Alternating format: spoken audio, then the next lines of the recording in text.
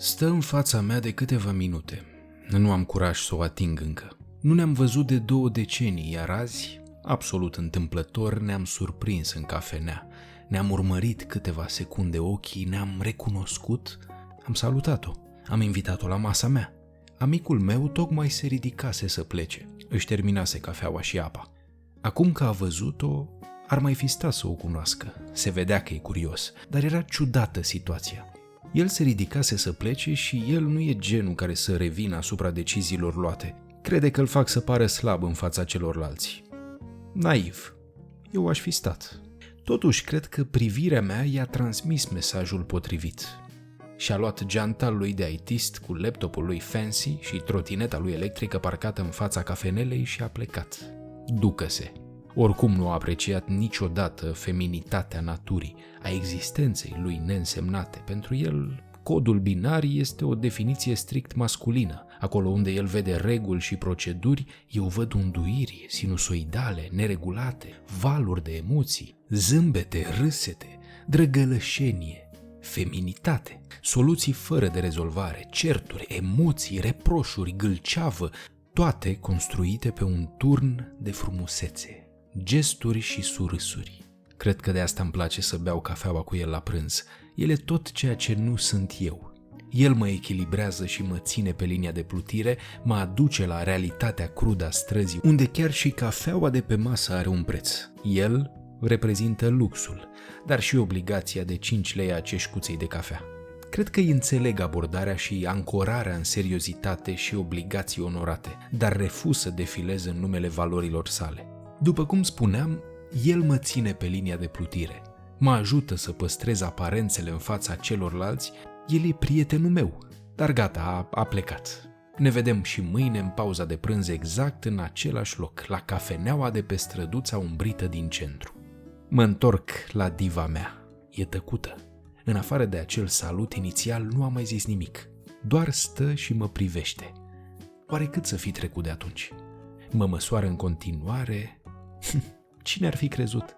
Chiar azi, când am și eu un respiro, să ne întâlnim așa într-o cafenea pe nepusă masă. Probabil că așteaptă să-mi dau eu drumul, să-i povestesc despre eventuala soție, cei câțiva copii și cariera strălucită pe care, cel puțin teoretic, ar trebui să o am. Ei, blonda mea dragă, nimic din toate acestea. Am rămas același, serios în principiu, dar nehotărât în chestiunile principale. Când ne-am despărțit noi doi, lucrurile erau adolescentine. Nu aveam aceste întrebări, dar cred că la asta se așteaptă. Să o fac să înțeleagă că mie chiar îmi merge bine fără prezența ei, că sunt unul din acei norocoși care nu au avut nevoie de prezența ei divină pe unul dintre umeri.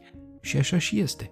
Odată luată decizia, eu nu m-am mai uitat înapoi. Am renunțat la unduirile ei blonde, dar și ale altora. O vreme am făcut obsesie pentru brunete. M-a ținut până am dat de prima roșcată din viața mea. Ea a fost cu totul și cu totul altceva. Ea mi-a umplut sufletul de fericire, singurul moment din existența mea când chiar simțeam greutatea sufletului. Eram fericit. Greutatea asta nu era dată în sistemul metric cu care sunteți voi familiarizați. Era unul bazat pe grade de fericire și eu eram sus, la cel mai înalt nivel. Acolo m-a dus roșcata aia. Și de acolo am căzut când mi-a dat drumul. M-am lovit rău, m-a durut, mi-a mutilat fizicul și sufletul. După toată experiența aia am rămas pustit, fără orizont. Purtam o grimasă stearpă, fără emoții, care m-ar fi calificat pentru orice post liber la pompe funebre. O vreme nu am vrut să mă mai implic în nimic mai serios. Nu am reușit să rămân fidel nimănui, mereu schimbam, căutam, exploram, mereu eram nemulțumit. Nu dădeam șanse relațiilor să se așeze, totul se baza pe consum și satisfacție rapidă. Erau acele relații nocturne care îmi livrau doza necesară de atenție asemenea unui narcoman înrăit. Am ajuns să urăsc mai tot ce gravita în jurul meu. Parcă nimic nu avea gust, nimeni nu mi oferea savoare. A durat o vreme până să înțeleg că viața ține de momente mărunte de bucurie și fericire, că nu există acel grafic ascendent al fericirii la care visează toți. Acela e în reclamele pentru consumatori. Dacă ai noroc, înveți să te bucuri de fiecare moment. Surâs, raza soarelui, prezență feminină și orice altceva îți încântă sufletul. Probabil că m-am maturizat. Mai stai? Dar tu nu ai plecat?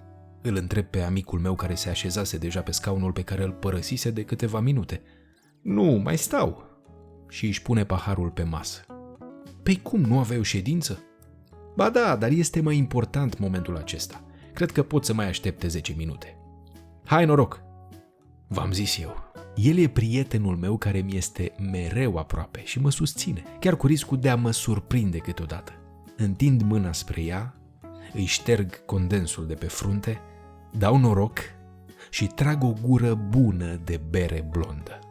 Este exact ca cea de acum 20 de ani de lângă liceu, poate mai bine îmbrăcată și cu o siluetă mai bine conturată, dar are același gust și savoare.